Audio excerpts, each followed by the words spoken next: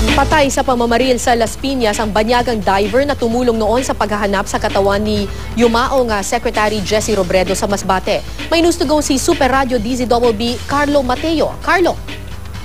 Patay ang isang kilalang U.S. technical diver matapos lang barilin ng malapitan sa tinutuloyan itong subdivision sa Hamilton Heights, Las Piñas City. Ang konfirmasyon ay mula mismo kay Coast Guard spokesperson Commander Armand Balilo.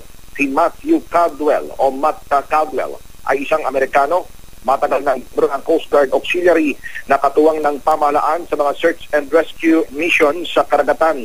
Patay sa paunang impormasyon, papasok ng Hamilton Heights si Caldwell kasama ang kanyang partner.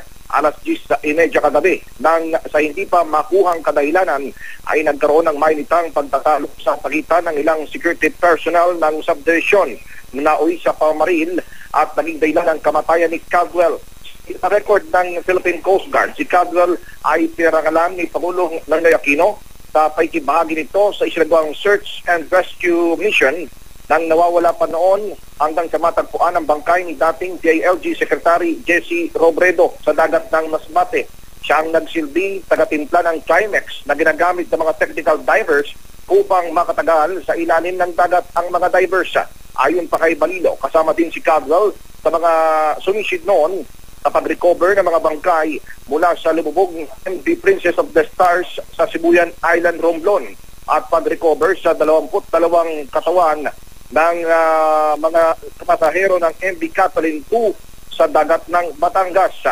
Agad namang tumakas ang guwardiya matapos ang krimen. Patuloy namang umapila ang pamilya at kasamahang divers ni Caldwell na resolbahin ang krimen at agad na maaresto ang suspect. Back to you, pare.